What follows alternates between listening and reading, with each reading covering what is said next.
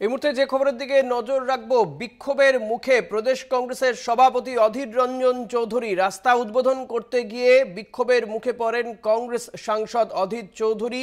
দাঁতপুরে মরাদিঘিতে সেখানে গিয়ে তিনি বিক্ষোভের মুখে পড়েন বলে জানা যাচ্ছে।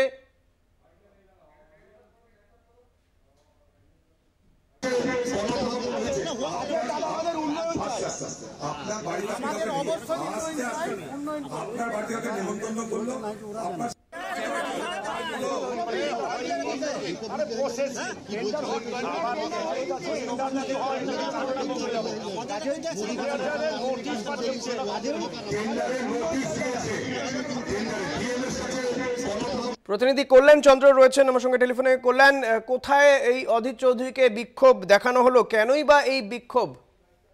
সেটা হচ্ছে রেজিনগরের যে দাঁতপুর গ্রাম পঞ্চায়েত রয়েছে, সেখানে মরাদিঘি এলাকায় একটি রাস্তার আজকে শিলান্যাস করতে যান অধীর চৌধুরী। এবং অধীর চৌধুরীর বক্তব্য যে তিনি তার এমপি কোটার টাকায় অর্থাৎ 8 লক্ষ টাকায় ওই রাস্তা শিলান্যাস করতে যাচ্ছেন। এই ঘটনায় কিন্তু এলাকাবাসী পাশাপাশি তৃণমূলের কর্মী সমর্থকরা অধীর চৌধুরীকে বিক্ষোভ দেখায় মঞ্চেই।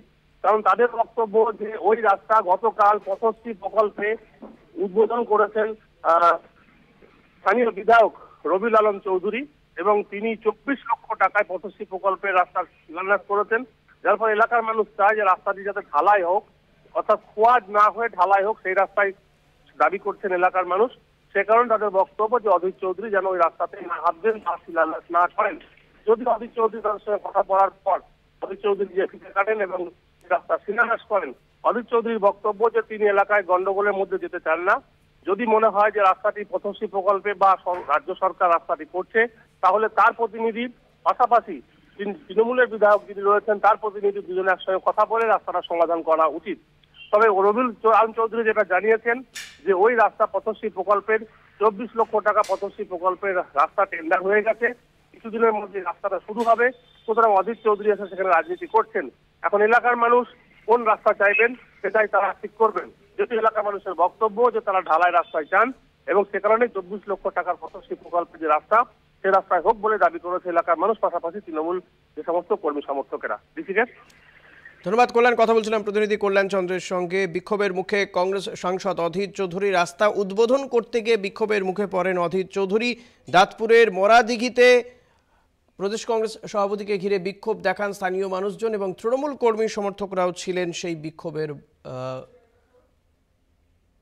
তারাও বিক্ষোভ দেখান। প্রদেশ কংগ্রেস সভাপতি অধীর চৌধুরী ঠিক কি জানিয়েছেন শোনাবো। প্রকল্পে এই রাস্তাটা 600 কিলোমিটার শিলান্যাস করে গেছে। 600 মিটার আমি সব বলে দিয়েছি।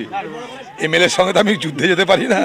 সেখানকার এমএলএ সে যদি মনে করে কিছু করবে, তো তার একটা রিপ্রেজেন্টেটিভ পাঠাক, আমাদের একটা রিপ্রেজেন্টেটিভ পাঠাক, দুজনে মিলে বসে করবো। আমরা যেটা করছি তারপরটা করবে, অসুবিধা কি আছে? সেই ওই রবিউলকে আমরা এখানটা একদিন দাঁড় করেছিলাম, কি আমার সঙ্গে টক্কর লড়ে আর কি করবে? আইন আমিও বুঝি, রবিউলও বোঝে। এখানে কৃতিত্বের লড়াই করে কোনো লাভ নাই, কৃতিত্বের লড়াই করে কোনো লাভ নাই।